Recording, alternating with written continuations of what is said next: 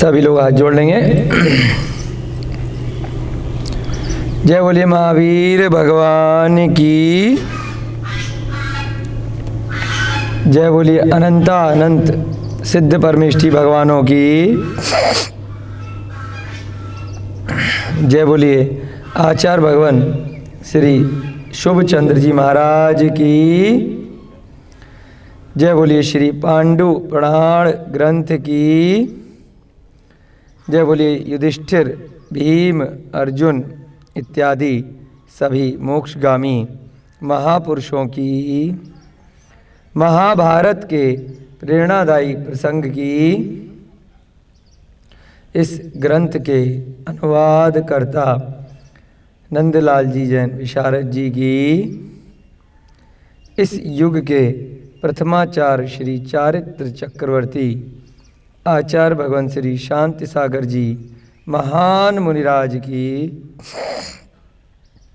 आचार्य भगवान श्री विमल सागर जी महाराज की, आचार्य भगवान श्री विराग सागर जी महाराज की, आचार्य भगवान श्री पुष्पदंत सागर जी महाराज की, आचार्य भगवान समाधिग्रस्त श्री विद्यानंद जी महाराज की, आचार्य भगवान श्री विद्यासागर जी महाराज की, आचार्य भगवान श्री प्रमुख सागर जी महाराज की, आचार्य भगवान श्री श्रुत सागर जी महाराज की, आचार्य भगवान श्री वर्धमान सागर जी महाराज की, आचार्य भगवान श्री विशुद्ध सागर जी महाराज की, मुनि श्री प्रणम्य सागर जी महाराज की, मुनि श्री बेहर्ष सागर जी महाराज की, मुनि श्री अनुमान सागर जी महाराज की,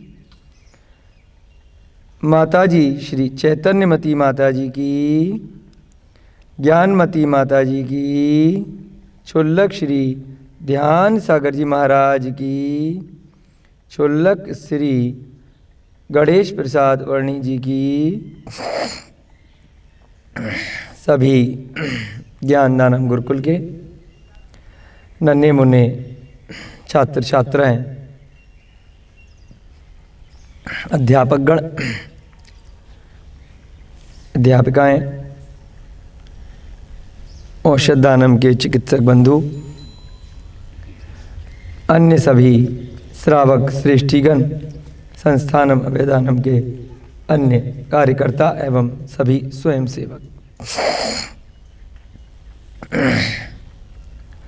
वीडियो के माध्यम से देख रहे, सुदूर स्थानों पर श्रवण कर रहे सभी श्रावक श्रेष्ठीजन, सभी को सादर जय जिनेन्द्र, जयदु जड़ंदो।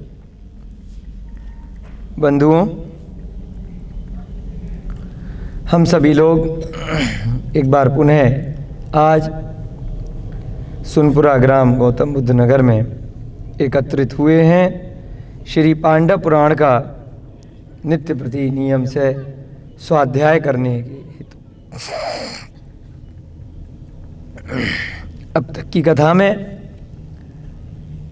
8वें अध्याय में फाइनली पांडवों का वर्णन लगभग प्रारंभ हो गया है। इससे पूर्व अब तक के जितने भी अध्याय थे, पिछले कई दिन के स्वाध्याय में आचार्य भगवान श्री शुभचंद महाराज ने भूमिका बनाने के लिए पांडवों के कुलों का वर्णन किया। किस कुल में उनका वर्तमान में जन्म हुआ था, उस कुल में पूर्व में कैसे कैसे परम प्रतापी शूरवीर राजा महाराजा तीर्थंकर चक्रवर्ती अन्य केवली मुनि महाराज इत्यादियों ने जन्म लिया। ऐसे कुल में पांडवों के पिता के भी पिता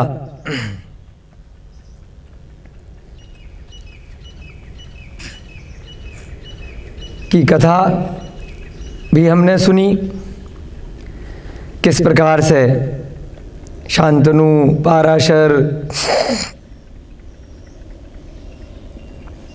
उनके बाद भीष्म और उनके कुल में आगे चल के अन्य लोगों का जन्म हुआ। दो वंशों की कथा यहाँ पर हमारी साथ साथ चल रही है। एक कुरु वंश है जिसको कौरव वंश के नाम से भी जाना जाता है, जिस वंश में पांडवों का जन्म होने वाला है, और दूसरा हरिवंश है जिसमें नेमिनाथ भगवान वसुदेव, समुद्र विजय, उनके पिता अंधक वृष्टि इत्यादि का वर्णन यहाँ पर आया है। अंधक वृष्टि की पुत्री है और उधर व्यास जी का पुत्र है। दोनों का विवाह तय होता है। व्यास जी के पुत्र का नाम है पांडु और अंधक वृष्टि की पुत्री का नाम है कुंती, परंतु किसी कारणवश वह विवाह नहीं हो पाता है। कुष्ठ रोगी होने की अफवाह फैल गई थी, परंतु पांडु को एक दिन एक विद्याधर से मुद्रिका प्राप्त हो जाती है, जिसके प्रभाव से वह कुंती के महल में पहुंच जाता है। दोनों का संपर्क होता है, उसके कारण से पांडु वहाँ आना जाना बना लेता विवाह से पूर्व ही।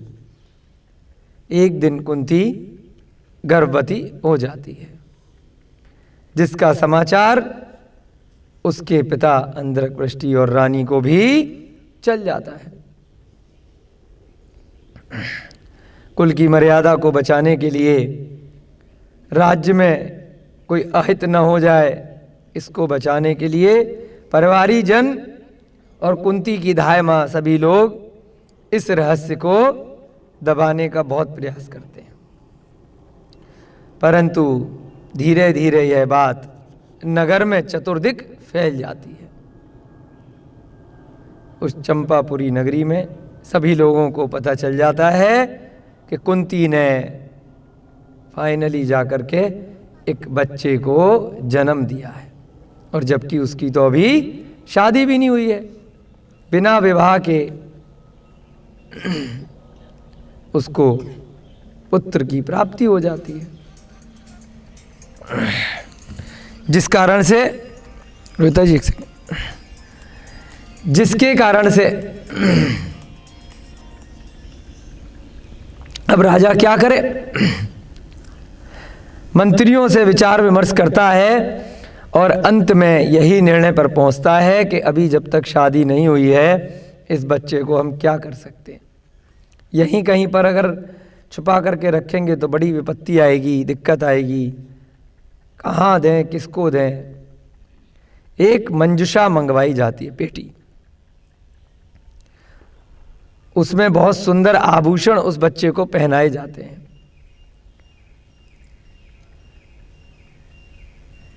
उस बच्चे का नामकरण किया जाता है, किस नाम से? कर्ण के नाम से। कर्ण उस बच्चे का राजा नाम रख देते हैं। कर्णकान को भी बोलते हैं, और उस बच्चे का नाम रखा गया कर्ण। ये चिट्ठी भी लिख दी गई कि इस बच्चे का नाम कर्ण है। उस मंजूषा में रत्न जड़ित आभूषण इत्यादि पहना करके, बहुत सुंदर वस्त्र इत्यादि पहना करके, उसके नाम की चिट्ठी लिख करके उस मंजूषा को यमुना नदी में प्रवाहित कर दिया गया, यह सोचकर कि जिसके पुण्य में होगा यह बच्चा प्राप्त हो जाएगा। यहाँ अगर हम रखेंगे तो बहुत लोक अपवाद हो जाएगा, बहुत दिक्कत आएगी। प्रजा के लोग सब तरफ बहुत बदनामी होगी कि राजा की बेटी ने विवाह से पूर्व ही संबंध बना करके एक बच्चे को जन्म दे दिया। धीरे धीरे वह यमुना नदी में मंजुषा बहते बहते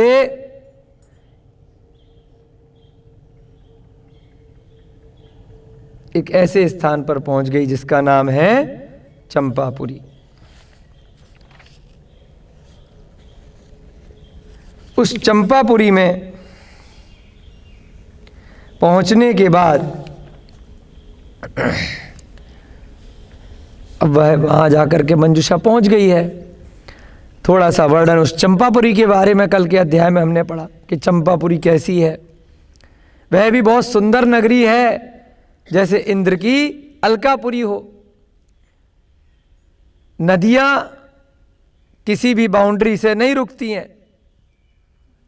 राज्य की सीमाएं होती हैं, किले होते हैं, खाइयां होती हैं, बॉर्डर होता है, परंतु हवा के लिए, पक्षियों के लिए, नदियों के लिए, वर्षा के लिए, बादलों के लिए, इनके लिए कोई भी बॉर्डर नहीं होता। ये जहाँ मर्जी वहाँ जा सकते हैं। ऐसे ही उस यमुना नदी में बहते बहते हुए मंजुषा चंपापुरी में पहुँच गई।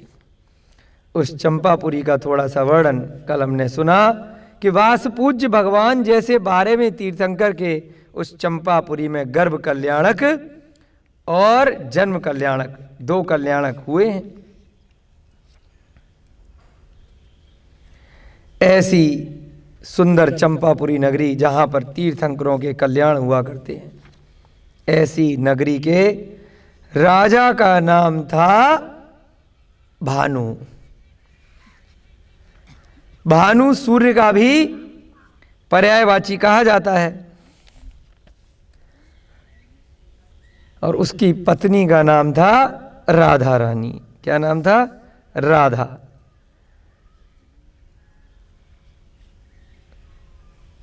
तो ऐसे भानु जैसे प्रतापी शूरवीर राजा वहां चंपापुरी में वर्तमान में राज्य कर रहे थे। इतने प्रतापी थे, शूरवीर थे, बलशाली थे कि ऐसा वर्णन आया कि अहरनिश ज्योति विद्यमान रहती थी। रात में सूर्य छुप जाता था, लेकिन उनके शरीर की कांति, बल, धैर्य, वीरता रात में भी बरकरार रहती थी। गुणों के वे भंडार थे, विद्वान थे, वीर थे, दयालु थे, कर्तव्य परायण थे। ऐसे राजा भानु उस राज्य में राज्य कर रहे थे। अब आगे हम देखेंगे कि कर्ण का जीव, छोटा सा बालक, कुछ ही दिन का रहा होगा जब तक चंपापुरी पहुंचा होगा। भूखा प्यासा उसे बहा दिया गया। यहां पर अगर हम पूर्व में जो हमने स्वाध्याय किया है पहले भी, तो थोड़ा सा आपके चिंतन में अवश्य आया होगा कि उस बच्चे का क्या दोष है जिसको पैदा होते ही बहा दिया गया। अवश्य ही उस कर्ण नाम के जीव ने, जो भले ही वर्तमान में छोटा सा दिख रहा है, अभी पैदा हुआ है और उसको उसके माँ बाप से दूर अलग कर दिया गया है और नदी में बहा दिया गया है अपने भरोसे कि जीवित रहा तो ठीक, मर गया तो ठीक। तो कहीं ना कहीं उसके भी पिछले भवों के ऐसे कर्म रहे होंगे जिसके कारण से पैदा होने के बाद भी इतने बड़े राज्य में, इतने बड़े राजा के यहाँ, जिसके कुल में समुद्र विजय, वासुदेव, सुवीर ऐसे 10 महाबलशाली पुत्र हैं, और उनकी बहन कुंती, उसका पुत्र पैदा होने के बाद नदी में बहा दिया जाता है। कर्मों का उदय किस प्रकार किस जीव को कहाँ सताता है, ये कुछ कहा नहीं जा सकता है। अवश्य उसने भी पिछले भव में कोई बुरा कार्य किया होगा, इसके कारण से अभी दिख रहा है कि उस बच्चे का क्या दोष है, छोटा सा है, अबोध है, जरा सा शिशु है। तो यहाँ से भी हमें सीखना है कि कहीं पर भी छोटे बच्चे के साथ भी कुछ हो रहा है तो उसके अपने कर्म हैं, आपके और हमारे किसी के नहीं। और जो उसके कारण से दुखी हो रहा है, जो माता 9 मास तक अपने गर्भ में उस बच्चे को रख रही है, पैदा होने के बाद मुंह भी देखा कि नहीं देखा किसी को नहीं पता, उसको उससे अलग कर दिया गया, एक तरह से मरण प्राय ही हो गया कि जिंदा रहेगा नहीं रहेगा कुछ पता थोड़ी है। छोटा सा बच्चा कितने दिन तक भूखा प्यासा नदी की ठोकरों में पड़ा रहेगा। उसने भी कुछ ऐसे कर्म किए होंगे जिसके कारण से उसको आज यह परिणाम मिला है। चाहे इसी भव के बुरे कर्म होंगे उसका परिणाम मिल गया, या पिछले भवों के रहे होंगे। अपने कर्म का ही फल जीव भोगा करता है, कभी भी दूसरे के अच्छे या बुरे कर्म का उसको कोई भी प्रभाव नहीं पड़ता है। आज के स्वाध्याय में हम देखेंगे कि कर्ण का वह छोटा सा जीव जीवित रह पाता है या नहीं रह पाता है, चंपापुरी में किसको वह प्राप्त होता है, कैसे वह प्राप्त होता है या नहीं होता है। सभी लोग हाथ जोड़ेंगे, आगे का स्वाध्याय आज हम प्रारंभ करेंगे। मंगलम भगवान वीरो मंगलम गौतमो गढ़ी, मंगलम कुंद कुंदाध्यो जैन धर्मोस्तु मंगलम, सर्वमंगल्य मांगल्यम सर्वकल्याणकारिकम, प्रधानम सर्वधर्माणाम जैनम जयतु शासनम, जैनम जयतु शासनम, जैनम जयतु शासनम। सर्वे श्रोतारः सावधानतया शृण्वन्तु।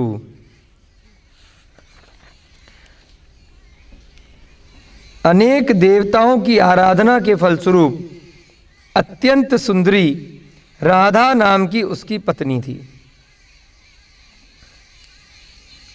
बहुत पूजा अर्चना वह भानु किया करता था,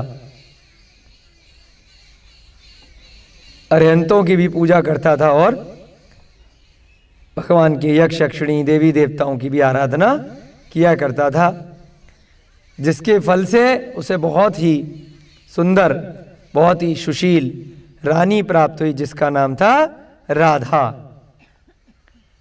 राज दंपत्ति में प्रगाढ़ प्रेम था, दोनों में बहुत अच्छा वात्सल्य था, प्रेम था। वह आदर्श पति था तथा राधा आदर्श पत्नी थी। दोनों एक दूसरे के साथ बहुत अच्छे से रहते थे, आदर्श पति पत्नी थे। जैसे लक्ष्मी अर्थात धन की प्राप्ति से मनुष्य प्रसन्न होता है, वैसे ही उसके दर्शन मात्र से प्रजाजन को अपार आनंद प्राप्त होता था। जब रानी भी सिंहासन पर बैठती होगी, अन्य करती होगी प्रजा के राज्य चलाने के राजा के साथ में, तो जब उसको देखती थी प्रजा तो बहुत प्रसन्न होती थी कि रानी के दर्शन हुए आज। एक उपमा दी है, जैसे साधारण मनुष्यों को धन की प्राप्ति लक्ष्मी की प्राप्ति होती है तो मनुष्य जैसे खुश हो जाते हैं, तो ऐसे ही वह राज्य लक्ष्मी है राधा, उसके दर्शन से भी लोग प्रसन्न हो जाते थे। रानी राधा की तुलना तो सरस्वती से की जाती थी। अब सरस्वती किसकी देवी बोलिए? ज्ञान की देवी, तो बड़ी ज्ञानी भी थी, तो उसकी तुलना सरस्वती से भी लोग करते थे। जैसे काव्य में बहुविध अलंकार होते हैं, वैसे ही राधा भी विविध वस्त्र आभूषणों से अलंकृत रहती थी। जैसे कोई गाथा लिखते हैं, ये काव्य रूप में मान लीजिए प्रथमानुयोग का ग्रंथ लिखा है, तो इसमें बहुत सारे अलंकार, छंद,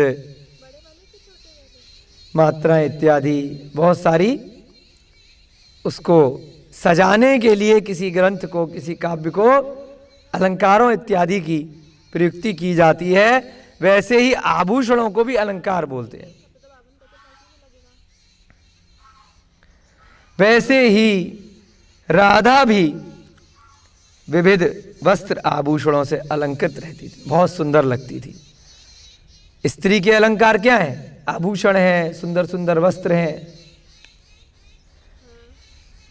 और ग्रंथकार के लिए अलंकार क्या है? जो वो लिख रहा है उसमें कैसे कैसे शब्दों का वह प्रयोग कर रहा है। राधा अत्यंत निर्दोष प्रकृति की थी, उसमें कोई भी दोष नहीं था, एवं अनेक उत्कृष्ट गुणों से युक्त भी थी। थोड़ा सा ये ग्रंथकार की शैली होती है,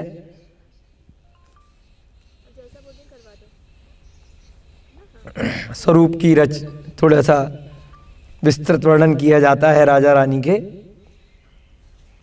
तो राधा किसी भी प्रकार से निर्दोष नहीं थी, इतने सारे उसमें उत्कृष्ट गुण थे कि जिनको वर्णन करना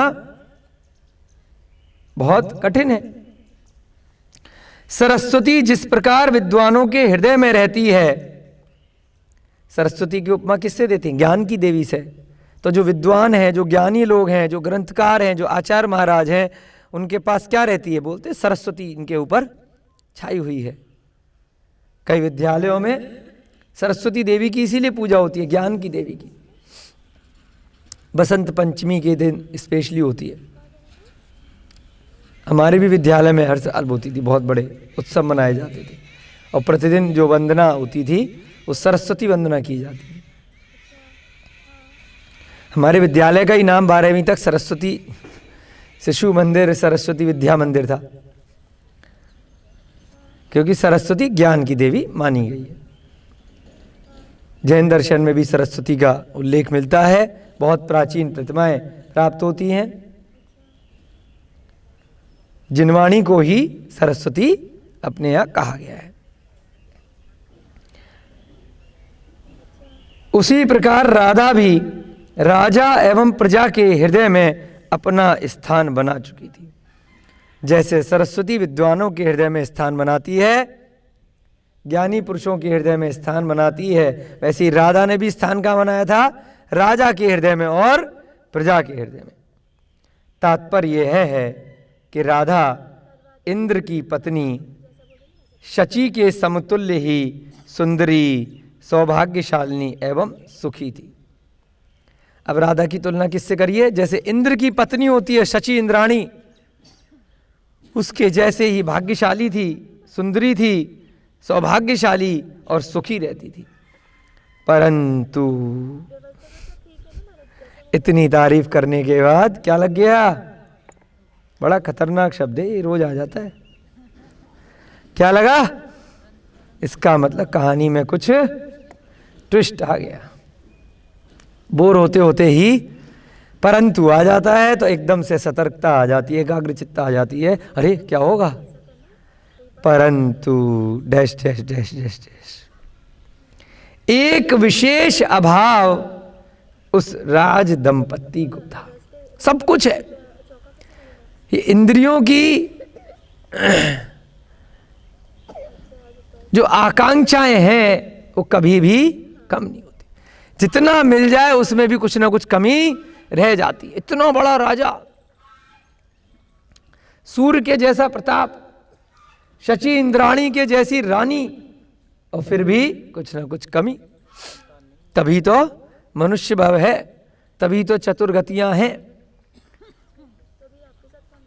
जब तक इस संसार में रह रहे हैं, कितने भी बड़े से बड़े धनी बन जाएं, कितना भी संसारी विषय वासनाओं में इंद्रिय जनित सुख की प्राप्ति हो जाए, उसके बाद भी कुछ ना कुछ इच्छाएं रह जाती हैं, या पिछली इच्छा पूरी होने के बाद नई इच्छा तुरंत आ जाती है। कई लोग कहते हैं कि बस इतनी तनख्वाह हो जाए उसके बाद जीवन बढ़िया हो जाएगा। साल 2 साल 4 साल में हो जाती है, उसके बाद फिर टेंशन शुरू हो जाती है। अब इतनी हो जाए, फिर महंगाई बढ़ गई है, अब ये हो जाए, अब वो हो जाए।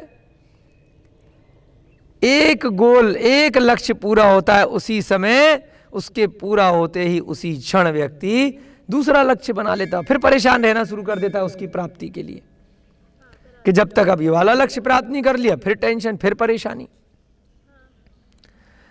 पहले पढ़ाई की टेंशन, फिर नौकरी की, एक के बाद एक, फिर ब्याह, शादी ब्याह की, फिर बच्चों की, फिर उनके स्कूल की, फिर उनकी शादी की, और इसके बीच में भी लगातार प्रतिदिन की एक टेंशन खत्म, दूसरी नई टेंशन शुरू।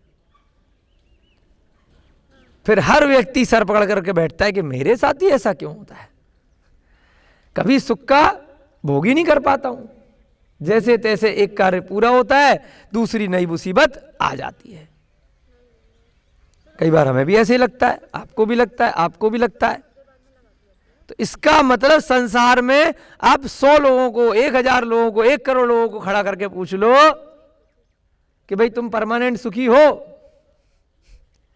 कहेगा हाँ, कल वाली दिक्कत आज सुबह तक ठीक हो गई है, आज तो अभी सुखी हूं, जैसे ही दिन धीरे धीरे बढ़ेगा नई दिक्कत आ जाएगी, फिर शाम तक उसकी उधेड़ बुन में लगा रहेगा, फिर जैसे ही वो दिक्कत थोड़ी सी ठीक होगी नींद आ जाएगी, फिर सुबह सुबह हाँ अभी तो सुखी हूं, ठीक हूं, अच्छी नींद हुई है, फिर नई मुसीबत आ जाएगी। क्षणिक सुख है और दुख क्षणिक नहीं है, दुख बाकी लंबा है,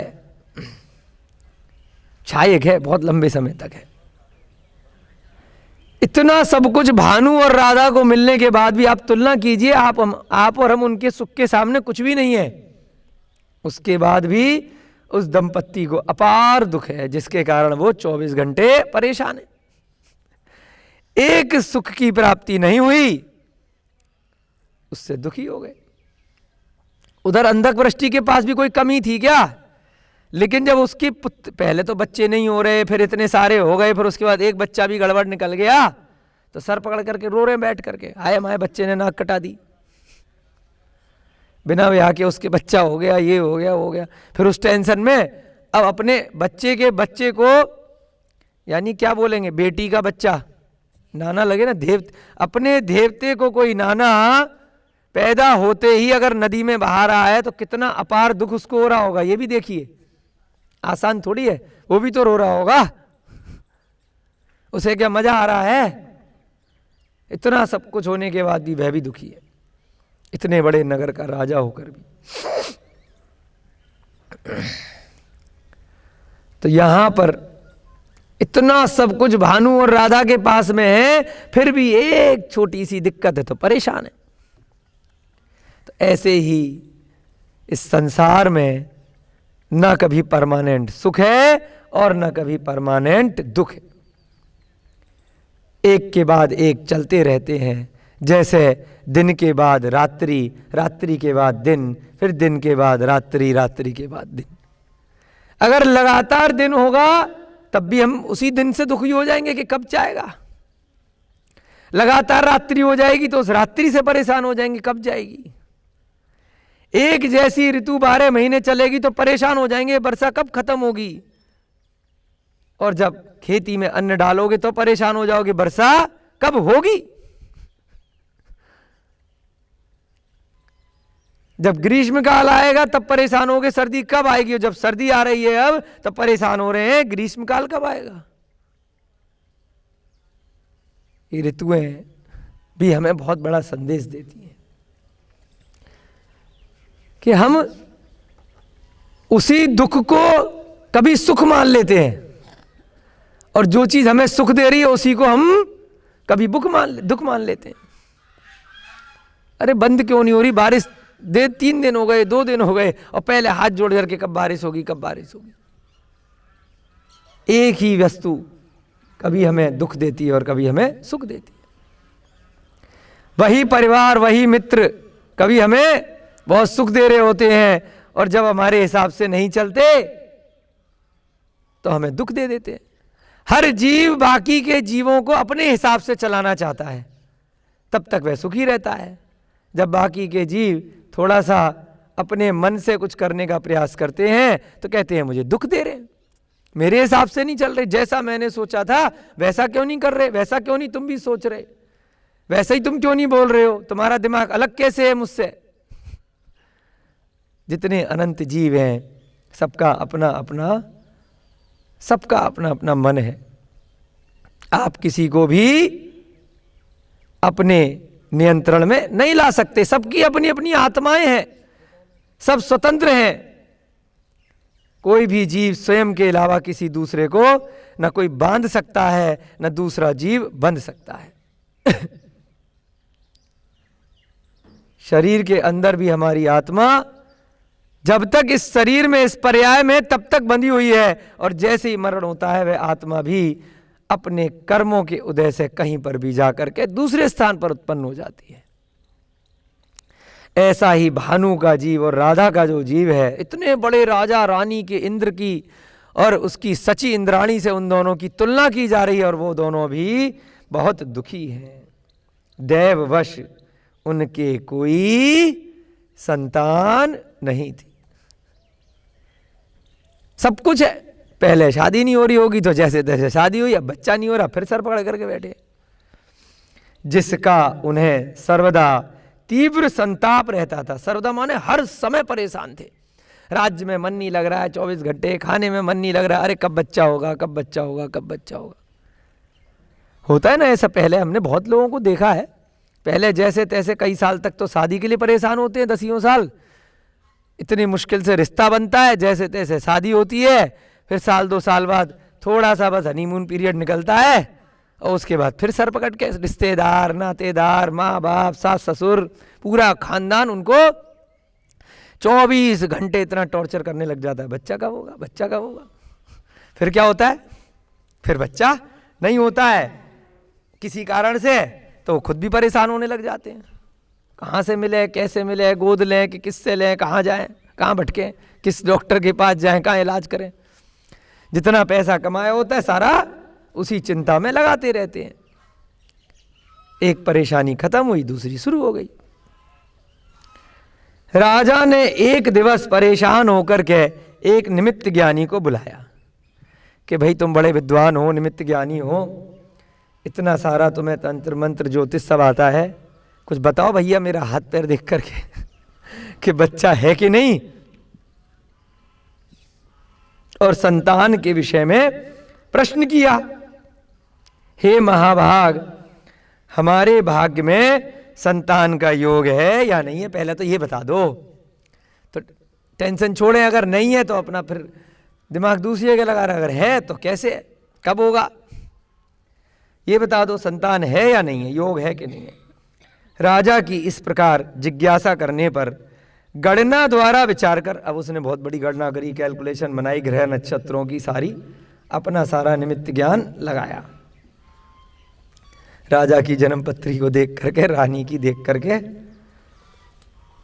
निमित्त ज्ञानी ने कहा, हे महाराज, आपको यमुना नदी के तट पर जल में प्रवाहमान एक मंजुषा मिलेगी।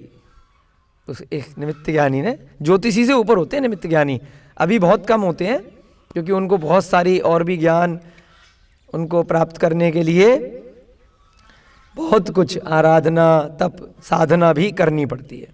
ज्योतिषी एक साधारण कैलकुलेशन है पंचम काल की दृष्टि से, और निमित्त ज्ञान बहुत मुश्किल से आता है। अभी वर्तमान समय में आचार्य विमल सागर महाराज थे, और भी बहुत सारे मुनि महाराज हैं, अवधि ज्ञानी नहीं थे परंतु निमित्त ज्ञानी उनको कहा जाता था, कि पहले से ही उनको अंदाजा पड़ जाता था। हमारे परिवार के लोग जाते थे, हमने भी दर्शन किए, तो बहुत पहली बार ही किसी से मिले तो बता देते थे कि भैया क्या समस्या लेकर के आया है और कहाँ से आया है, क्या तेरा नाम है। कोई दिखावे के लिए नहीं करते थे, उनके ज्ञान में एकदम आ जाता था, उनके तप के प्रभाव से, तो बिना बोले ही उसकी समस्या का उत्तर दे देते थे। दिखावा नहीं करते थे वो, कोई टीवी पे या इश्तिहार में कोई भीड़ इकट्ठा करने के लिए, उनका स्वतः ज्ञान था। ऐसा बहुत लोग ऐसा बताते हैं। मने परे ज्ञान नहीं हो पाता पंचम काल में, इतना आसान नहीं है, वो बहुत आगे की चीज है, अवधि ज्ञान से भी आगे की चीज है मने परे ज्ञान, है ना। निमित्त ज्ञान के अंदर थोड़ा बहुत आता है, बहुत सूक्ष्म रूप से, परंतु वो भी वर्तमान समय के हम सब जीवों को देखा जाए तो उनसे बहुत बड़ा होता है। मति श्रुत ज्ञान में ही विशेष ज्ञान होता है। तो निमित्त ज्ञानी ने बता दिया कि आपके नगर में जो यमुना नदी बह रही है, यहां पर आपको एक मंजुषा मिलेगी, एक पेटी मिलेगी, एवं उसी में एक अभिराम शिशु आपको प्राप्त होगा, बहुत सुंदर बच्चा आपको मिलेगा। युक्त वयस्क होने पर वह अपने गुणों एवं पराक्रमण के कारण लोक में अत्यंत प्रसिद्ध होगा। जब वो बड़ा हो जाएगा बच्चा, तो वह जगत में अपने पराक्रम से बहुत प्रसिद्धि को प्राप्त करेगा। थोड़ा सा आपके समझ में आ रहा होगा ना कि भानु नाम के पिता हैं या राजा हैं, तो कैसे कहानी शब्दों के फेर से बदल गई होगी कि सूर्य पुत्र हो गए, क्योंकि भानु का पर्यायवाची क्या होता है? सूर्य को बोलते हैं। सूर्य जैसा उनका प्रताप था।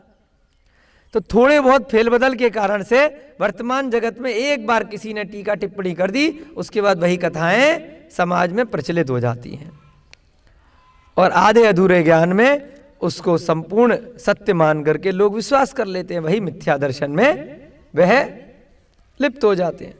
तो इसीलिए सम्यक दर्शन सम्यक ज्ञान स्वरूपी ये प्रथमा नियोग की हम लोगों को हमारे किसी पूर्व जनित कर्म के निमित्त से यह सत्य कथा गणधर स्वामी के मुख से राजा श्रेणिक को जो बताई गई, वही पूर्वाचार्यों में श्रुत परंपरा के प्रभाव से कालांतर में आगे आगे आई और वह कथा हमें सुनने को पढ़ने को मिल रही है। जब साधारण से मुनिराज भी पंचम काल में इस 2500 साल निकलने के बाद भी इतने निमित्त ज्ञानी, इतने तपस्वी हो सकते हैं, तो जिन आचार्यों ने, भट्टारक श्री शुभचंद महाराज जी जैसे महान आचार्यों ने ग्रंथ लिखे हैं, उनके ज्ञान की पराकाष्ठा, उनकी तुलना वर्तमान में किसी से भी नहीं की जा सकती। ऐसे ही अन्य ग्रंथ, पद्म पुराण, हरवंश पुराण, ऐसे सैकड़ों ग्रंथ,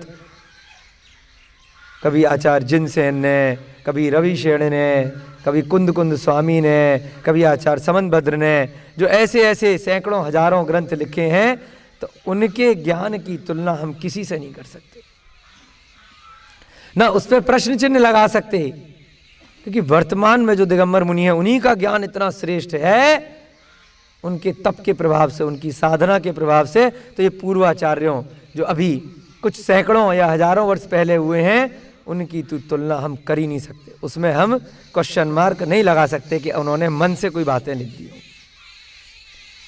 या उन्होंने कोई गप्पबाजी लिखी होगी, इधर उधर से सुन के लिखी होगी, क्योंकि उनके ज्ञान में भी बहुत सत्य कथाएं स्वतः भी आ जाती हैं। अपने गुरुओं से भी सीखते हैं और स्वतः भी आ जाती हैं। आचार्य भरद्वाज स्वामी जी भी श्रुत केवली कहे गए हैं, यानी कि श्रुत के माध्यम से भी उनको पूरा इतना ज्ञान था जो केवल ज्ञान में ज्ञान होता है, अंतिम श्रुत केवली। उनके शिष्य रहे हैं चंद्रगुप्त मौर्य, उनका भी प्रताप, उनका भी तप साधना ऐसी थी कि 12 साल तक स्वर्ग से देवताओं ने आके उनके लिए आहार दान दिया, चौके लगाए 12 वर्ष तक प्रतिदिन। तो तप के प्रभाव से बहुत कुछ हो जाया करता है। यहां पर भी उस भानु के लिए उन निमित्त ज्ञानी ने बोला कि तुम्हें यमुना नदी में एक मंजुषा मिलेगी और वह बच्चा जो मिलेगा वह आगे चल करके परम प्रतापी, शूरवीर और बहुत ही प्रसिद्ध होगा। प्रारब्धवश कुंती का पुत्र कर्ण, किसका पुत्र है? कुंती का। कुंती फेमस हो गई और उधर सूरज जी फेमस हो गए, इधर राधा रानी को तो लोग भूल गए जिन्होंने पूरी जिंदगी पाला।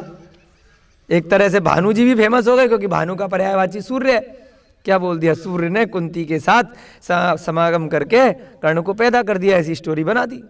जबकि भानु की रानी है राधा, ये दोनों पालने वाले हैं, और कुंती और पांडु के कारण से वह कर्ण जन्म लिया है, परंतु विवाह से पूर्व जन्म हो गया, इसलिए वो साथ में नहीं रख पाए। प्रारब्धवश यानी कि जैसा होनी को होनेहार जो होना था वो हुआ। वह कुंती का पुत्र कर्ण उस मंजुषा में बहते बहते चंपापुरी के तट पर आ लगा।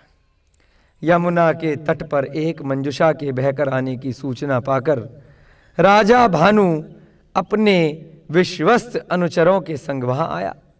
जैसी खबर फैल गई कि बड़ी सुंदर सी एक पेटी आई है और किनारे पर है, तो कोई भी ऐसी कीमती चीज होती है जो सेवक इत्यादि सैनिक होते हैं खुद से नहीं खोलते कि खोल करके चेक कर लें, पहले सूचना भेजते हैं मंत्री के पास में, सेनापति के पास, फिर राजा के पास खबर पहुंचती है। तो राजा ने कहा अच्छा पहले मैं ही चल के देखता हूं।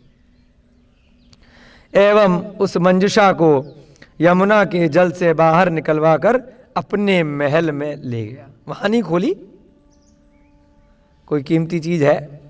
अब पहले आजकल की तरह बम बम नहीं निकलते थे कि लावारिस पड़ी वस्तु मिल जाए तो उसमें बम हो सकता है, उसको न छुए, है ना।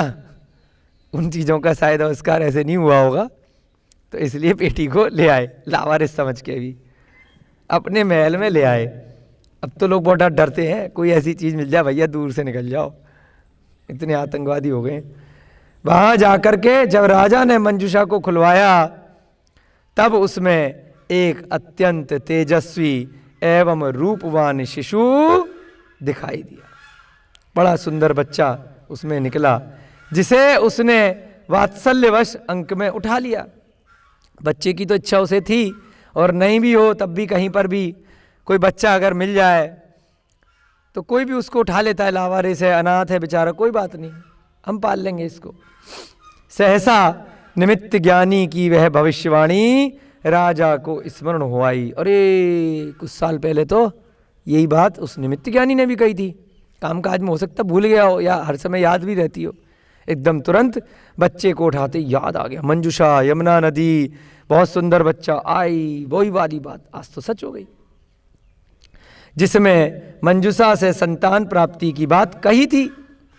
निमित्त ज्ञानी के कथन पर विश्वास करके शिशु को लिए हुए राजा अपनी प्रिया के समीप जा पहुंचा। अब राधा के पास पहुंच गया, खुश हो गया, एवं उसके अंक में उस सुकोमल शिशु को देते हुए कहा, उसकी गोदी में उस बच्चे को रख दिया, हे प्रिय, हमारे उत्तम कर्मों का फल आज प्राप्त हुआ है। इतने साल से हम इतने अच्छे कार्य कर रहे थे, किसी कर्म के कारण से इतने वर्ष तक हमें दुखी रहना पड़ा, आज फिर सुखी हो गए, फिर कुछ दिन तक सुखी हो जाएंगे, फिर दुखी हो जाएंगे। ये तो परंपरा है संसारी जीवों की। अब एक परेशानी खत्म हुई है, फिर आगे और आएगी जीवन में। हम लोगों को कृत्य कृत्य करने के लिए यह सुंदर शिशु स्वयं चलकर आया है। देखो, आकाश से आया, कहां से आया, यमुना में अपने आप मिल गया। सूर्य के सदृश तेजस्वी इसके मुखमंडल को तो देखो। ऐसी होता है ना, जब किसी के बच्चा होता है तो सब लोग कितने खुश हो जाते हैं, परिवार के लोग, माता पिता, बाकी सारे, देखो कितना सुंदर है, फोटो खींचने लग जाते हैं। सच कैसा मनोरम लग रहा है, आहा कितना सुंदर लग रहा है। इसका समुचित पालन पोषण करो एवं संतान के अपने अभाव को अब विस्मृत कर दो। अब भूल जाओ कि हमारी इतने साल तक कोई संतान नहीं थी, अच्छे से हम इसका मिलकर के पालन पोषण करेंगे। राधा रानी ने भी हार्दिक अनुराग से उस नवजात शिशु को अपने अंक में ले लिया एवं उसका मस्तक चूम लिया। देखिए, किसी के लिए तो बच्चा दुखी था कि बिन ब्याह हो गया, कितना टेंशन दे दी, और किसी के लिए कितना खुश हो रहे हैं। आज आपके यहां किसी का मरण हो गया, कितने दिन तक शोक मनाते हैं? 13 दिन तक। कितनी रोया? 2-4 दिन तक तो भयंकर रोया पीटी चलती है, 13 दिन तक शोक मनाते हैं। एक समय में जीव जो मरण यहां से प्राप्त किया है, इस संसार में कहीं ना कहीं 1 सेकंड के असंख्यात विभाग में पैदा हो गया, तो वहां क्या चल रहा होगा? महोत्सव, कहीं खुशी तो कहीं गम। उसके यहां पैदा हो रहा है और यहां पर सर पीट रहे, हाय हाय हाय हाय। और जब आपके यहां कोई बच्चा पैदा हो जाए तो सोच के देखिए कि इस बच्चे के कारण से किसी दूसरे जगत में, किसी दूसरे पड़ोस में, इस संसार में कैसे लोग रो रहे होंगे। सोच के देखिए, तो आपका सारा खुशी कम समता भाव में परिवर्तित हो जाएगा। जो हुआ सो ठीक, उसके कर्मों से उसकी पर्याय वहां पे समाप्त हुई है, और उसके कर्मों से उसको आज नई पर्याय प्राप्त हुई है। यह बातें अन्य कहीं किसी प्रसंग में इतनी डिटेल में नहीं आती जो जिन दर्शन में आती है। ना कभी खुशी और ना कभी गम, इसी को बोलते हैं समता भाव, एक समान सामंजस्य। इससे ना कभी नए कर्मों का बंध होता है और ना कभी आश्रय होता है। पिछले जितने पूर्व उपार्जित कर्मों के सौजन्य से जो कर्म प्राप्त हुए हैं वो संवर को प्राप्त होते हैं, रुक जाते हैं और धीरे धीरे उनकी निर्जरा प्रारंभ हो जाती है। निर्जरा मोक्षास्तत्वम, निर्जरा मोक्ष का कारण बन जाती है एक दिन। ऐसे ही धीरे धीरे समता भाव के कारण, और कोई नया काम नहीं करना है, केवल मोहनीय कर्म को रोकना है। कैसे रुकेगा? समता के द्वारा, दुख में सुख में समान व्यवहार करना है। जो भी प्राप्त हुआ है तब भी वैसा स्वभाव, जो नहीं प्राप्त हुआ है तब भी वैसा स्वभाव। किसी का संयोग हो गया है तब भी वैसा स्वभाव, किसी का वियोग हो गया है तब भी एक समान स्वभाव। बहुत कठिन है, अभ्यास करने से सब कुछ हो सकता है। तो धीरे धीरे, इसीलिए इन ग्रंथों के स्वाध्याय से श्रेणी बताई गई, 11 प्रथमाओं के व्रत बताए गए, 14 गुणस्थान बताए गए कि धीरे धीरे अभ्यास कीजिए। पहले अपनी पंच इंद्रियों को धीरे धीरे वश में कीजिए और उसके बाद मन को वश में कीजिए। तो उसके प्रभाव से जो 7 तत्वों में हमें कर्मों का आश्रय बंध हुआ करता है, वह धीरे धीरे कभी तो कम होगा अभ्यास से। तो यहां पर भी अब क्या हुआ कि एक तरफ तो कुंती और पूरा परिवार कितना गम मना रहा है, क्या हुआ होगा हमारे बच्चे का, 9 मास तक रखा, हाय हाय अब क्या होगा। पूरी प्रजा थू थू कर रही है, क्योंकि सबको पता तो चली गई है कि बच्चा हो गया है और राजा ने कहीं गायब कर दिया है। वहां सारे लोग दुखी हैं और यहां चंपापुरी में महोत्सव मनाया जा रहा है। तो आप लोग तनिक विचार करके देखिएगा कि किस प्रकार से यह जीवन की रेखा चला करती है।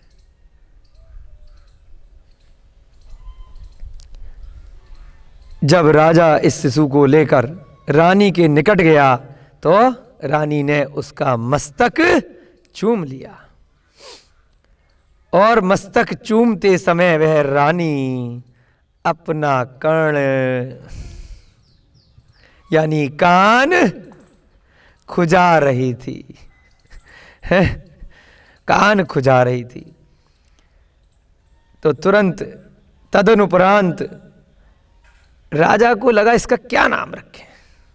चलो कान खुजा रही है, इसलिए राजा ने उस शिशु का नाम भी कर्ण रख दिया। अभी तो चिट्ठी पड़ी नहीं थी। ऐसे निमित्त बना करते हैं कई बार कि जो दूसरे ने नाम सोचा वही उसने सोच लिया। ऐसे दशानन नाम पड़ा था रावण का, पद्म पुराण में उल्लेख आता है। 10 सिर नहीं थे उसके, 10 सिर बना करके रामलीला में आग लगाते हो ना।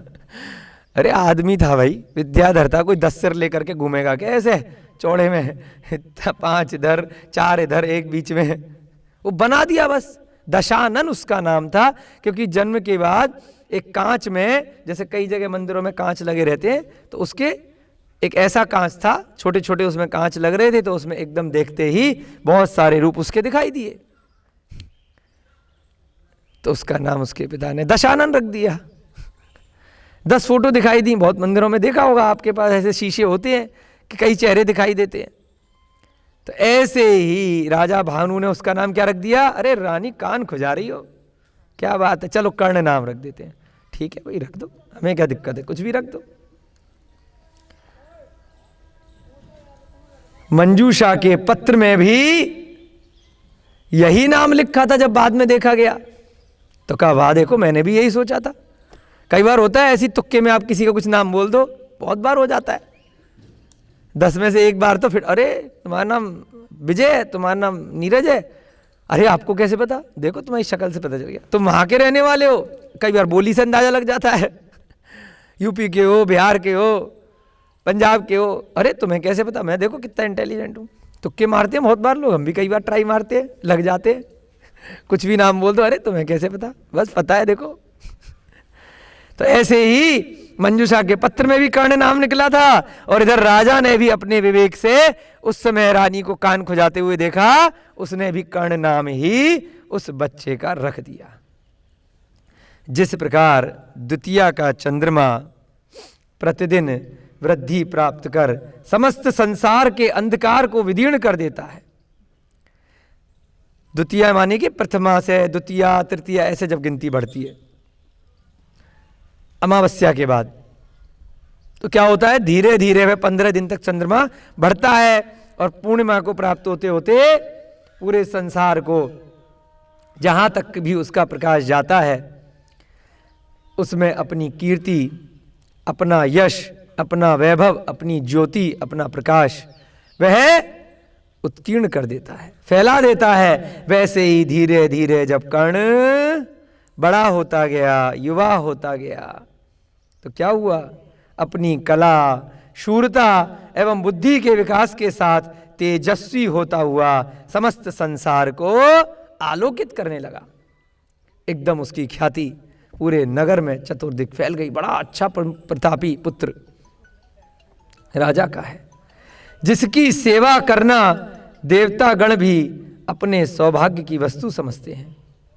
अब राजा इतना प्रतापी था, वासुपूज्य भगवान के कल्याणक वहां पर हुए तो देवलोग भी आते होंगे, तो वो भी सेवा करते थे, उसकी हेल्प करते थे। पुण्योदय के कारण जो संसार में प्रसिद्ध है, जो संपूर्ण शास्त्रों का ज्ञाता है, जो शस्त्राभ्यास में निरंतर अध्यवसाय रत रहता है एवं जिसकी बुद्धि विमल है, उस महावीर कर्ण की कीर्ति सदा बढ़ती रहे। अब थोड़ा सा आचार्य महाराज यहाँ पर आपका 8वां अध्याय धीरे धीरे समाप्त हो रहा है, अंतिम पैराग्राफ है। तो क्या कह रहे हैं कि उसको नमस्कार कर रहे हैं उसकी कीर्ति के कारण, कि जिस प्रकार से वह कर्ण की कीर्ति फैल रही है वो आगे भी बढ़ती रहे। शस्त्र अभ्यास, हमेशा शस्त्र चलाने सीखता रहता था। शास्त्रों का ज्ञाता, उसके पिता ने अच्छे अच्छे गुरुजी उसके लिए गुरुकुल से रखे। खूब जिनवाणी का स्वाध्याय करने वाला, शास्त्रों का ज्ञाता बन गया। पहले ऐसी डिग्रियां नहीं चलती थी, सीए, डॉक्टर, एमबीए, इंजीनियर। अगर उसने ये सारी वर्तमान की डिग्रियां नहीं करी तो मूर्ख है। आजकल तो यही हो गया है ना कि बिना पढ़ा लिखा है। शास्त्रों का जो ज्ञान कर लेता है उससे ज्यादा विद्वान कोई नहीं होता है। बाकी के सारे बड़े बड़े डॉक्टर, इंजीनियर आकर के उन्हीं शास्त्रों के ज्ञान के फलस्वरूप जो आगे चरित्र को भी धारण कर लेते हैं, जो विद्वान बन जाते हैं। और अगर सम्यक चारित्र को ध्यान कर लिया, उन्होंने धारण कर लिया, तो उनके सेवक बन जाते हैं बड़े बड़े आईएएस वगैरह आकर के। तो इनसे ज्यादा ज्ञान, इन ग्रंथों से ज्यादा ज्ञान कहीं किसी व्यवहारिक लौकिक ज्ञान में नहीं है। ये तो पारलौकिक ज्ञान है, शास्त्र ज्ञान। तो ऐसा ज्ञान उस कर्ण को प्राप्त हुआ, जो दया से परिपूर्ण है, कला एवं कीर्ति का अधिनायक है। खूब दया उसके मन में थी, खूब दयावान था, कांति एवं करुणा से ओतप्रोत है। खूब उसके अंदर करुणा है, दया है, वात्सल्य है। धार्मिक जनों को सुखदायक है, जो भी धार्मिक लोग हैं उनको खूब सुख करता है। सुंदर है, यशस्वी है, दर्शकों के हृदय कमल को विकसित करने वाला सूर्य है। जो भी उसको देख लेता है उसके हृदय कमल ऐसे प्रफुल्लित हो जाते हैं जैसे सूर्य को देख करके कमल खिल जाता है। वह कुंती का पुत्र कर्ण, पुत्र तो कुंती का ही रहेगा, चाहे चिट्ठी में नाम लिखा हो या नहीं लिखा हो, नाम भी कर्ण रहेगा। चाहे श्री कृष्ण जी को किसने पाला था, आता है ना कहानियों में यशोदा और, लेकिन पुत्र तो वसुदेव और देवकी के रहे। तो ऐसे ही पालने वाली राधा और पालने वाले भानु, उनका नाम ज्यादा नहीं आता। नाम किसका आएगा, कुंती का, पांडु का। यहां की राधा उठाकर हमको लगता है कहां डाल दी गई, श्री कृष्ण जी के साथ जोड़ दी गई। जबकि उनका ग्रंथों के हिसाब से हरवंश पुराण, श्री कृष्ण पुराण, नैमी पुराण, कहीं पर भी कितने भी, चाहे वैदिक ग्रंथ पढ़ लो आप, चाहे आप श्री कृष्ण जी के उस समय के जो भी ग्रंथ है कहीं पर भी पढ़ लो, और चाहे जिन दर्शन के जिनवाणी पढ़ लो, कहीं पर भी राधा का उल्लेख श्री कृष्ण जी के साथ कहीं नहीं आता है। कब से आया, ज़्यादा से ज़्यादा भी 20-25 सालों से, अधिकतम जब से प्रचार शुरू हुआ। अब तो श्री कृष्ण राधे की जगह राधे ही राधे चल रहा है।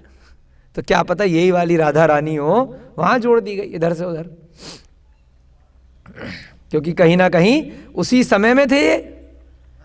कर्ण भी उसी समय थे और कृष्ण जी भी उसी काल में थे। है ना, तो कर्ण को पालने वाली राधा यहाँ से उठा करके वहाँ डाल दी गई हो। और उसके बाद उन्हीं की अब तो राधा अष्टमी और पता नहीं क्या क्या आने वाले समय में बहुत बड़े बड़े मंदिर राधा जी के बनने लगेंगे। किशन जी को तो लोग भूल ही जाएंगे। जैसे देवियों के मंदिर होते हैं ना, वैष्णो देवी और सब जगह, वहाँ पर देवों का कोई काम नहीं होता है, तो कुछ समय बाद सिर्फ राधा देवी चलेंगी धीरे धीरे। तो इसलिए हमें सत्य कथाएं पढ़नी बहुत जरूरी है, ग्रंथों का स्वाध्याय करना बहुत जरूरी है। मिथ्या के चक्कर में पड़ के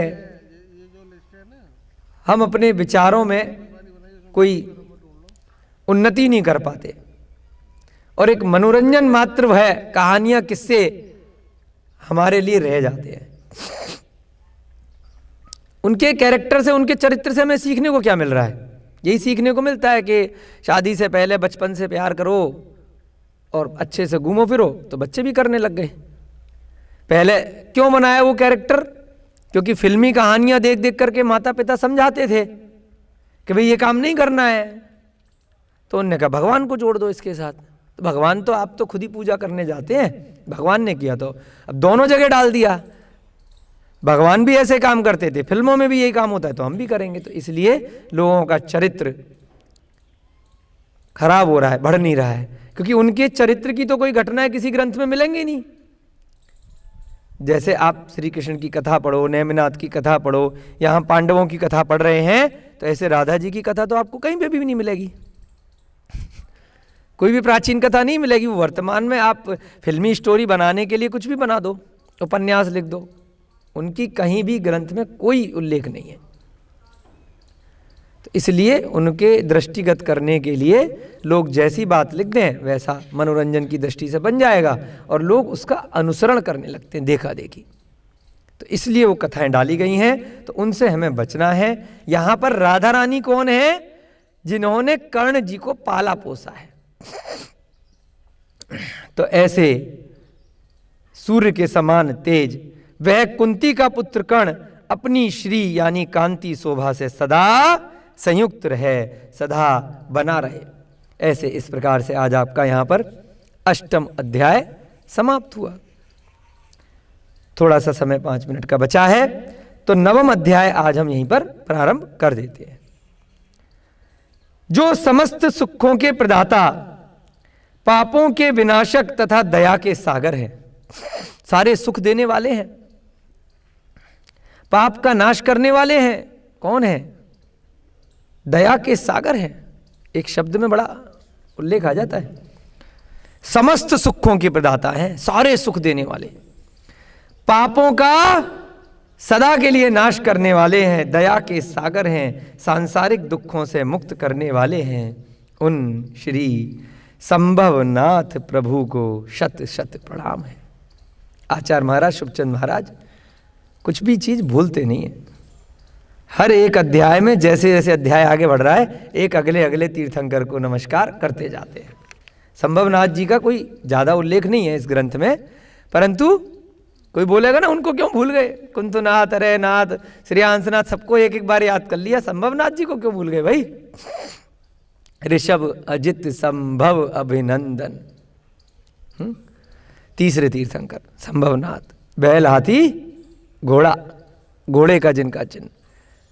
ऐसे संभव पुराण का भी कभी उल्लेख आएगा तो हम भी अवश्य भविष्य काल में प्रयास करेंगे उसका पुराण पढ़ने का, और आप लोगों के समक्ष अगर निमित्त बना तो श्रवण करने का, पठन पाठन करने का। हमने अभी तक ज़्यादा नहीं पढ़ा है, बीच बीच में अन्य अन्य ग्रंथों में कहीं कहीं उनका उल्लेख आया है।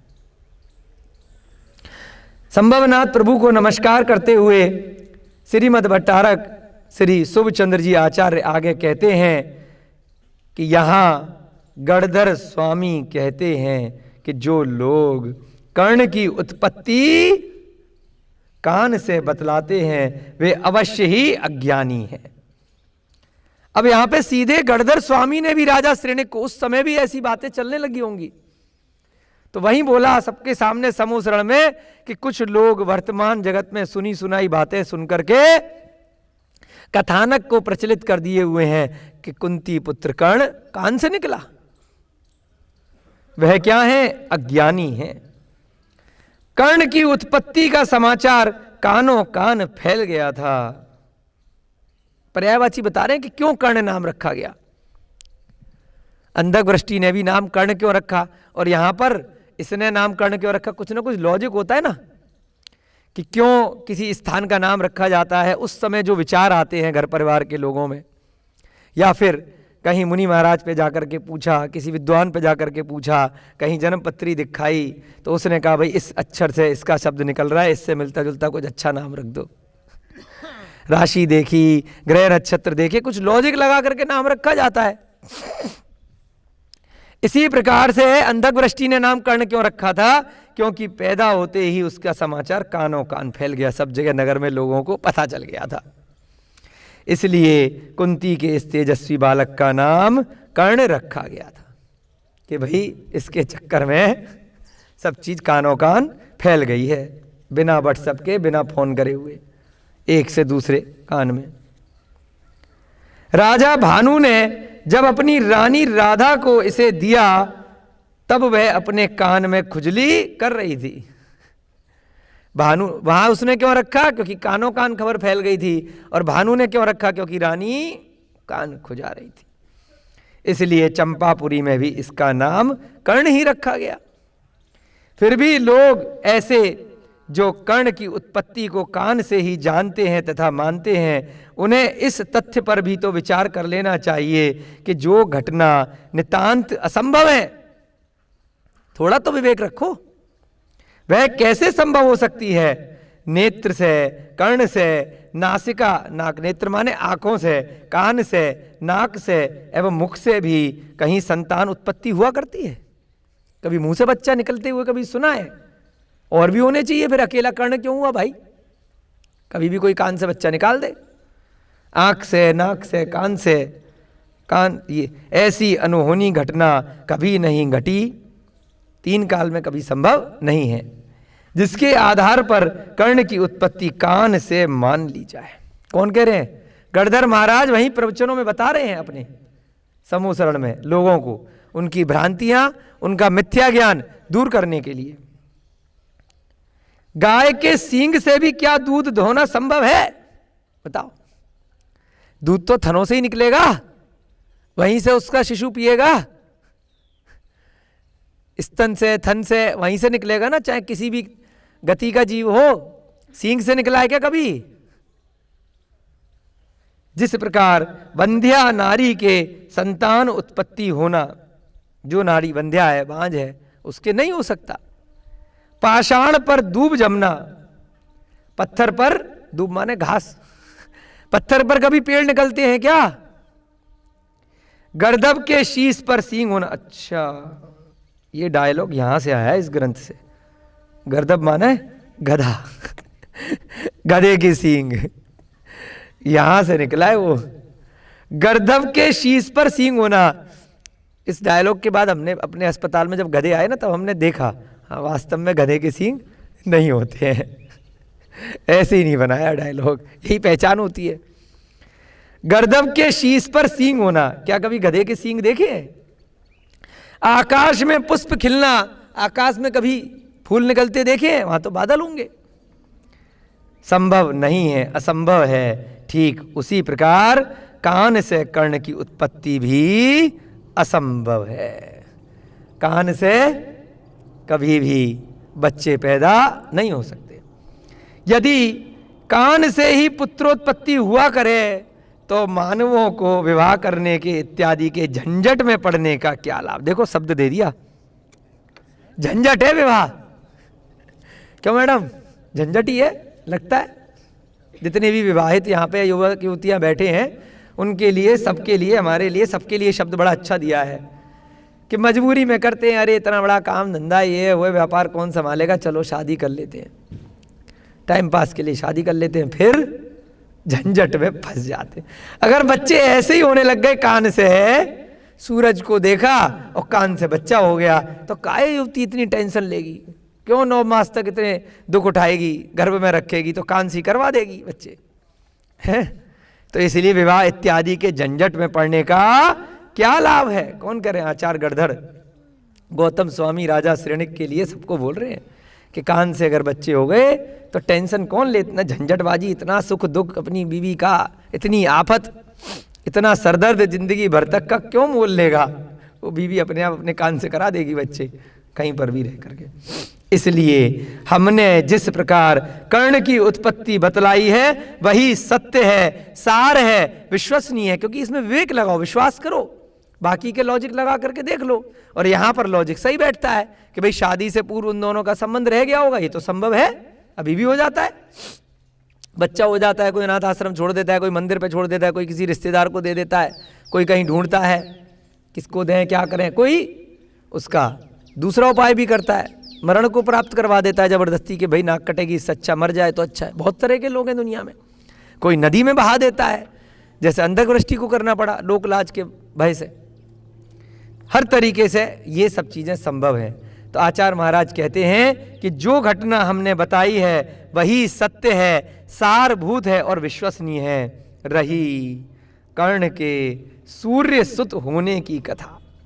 अब दूसरे लोग क्या कहते हैं, उनकी कहानियां अलग अलग हैं, जो मिथ्या कहानियां हैं। कोई विद्वान कहते हैं कि कान से निकले इसलिए कर्ण नाम था, कोई कहते हैं सूर्यपुत्र कवच कुंडल थे इसलिए उनके पास ये था, कवच कुंडल तो उसने रखे थे, यहां पे हमने पढ़ा। अब यहां पर सूर्य सुत, सुत माने पुत्र, कई लोग कर्ण को सूर्य सुत होने की कथा कहते हैं, तो यह भी सर्वथा असत्य है। इसका भी डाउट गौतम गणधर जी महाराज ने क्लियर कर दिया वहीं पर कि सूर्य देव के समागम से कुंती के गर्भ रहा एवं कर्ण उत्पन्न हुआ। अरे भाई, कोई देवता भी आकर के कोई मनुष्य पर्याय की स्त्री के साथ समागम करेंगे? उनके पास देवियों की कमी है क्या? उनका अलग रूप, अलग सौंदर्य, वैक्रियक शरीर, क्या वैक्रियक शरीर औदारिक शरीर के साथ में ऐसा कर सकता है क्या? है आप जाकर के क्या गाय भैंस के बच्चे पैदा कर सकते हो क्या?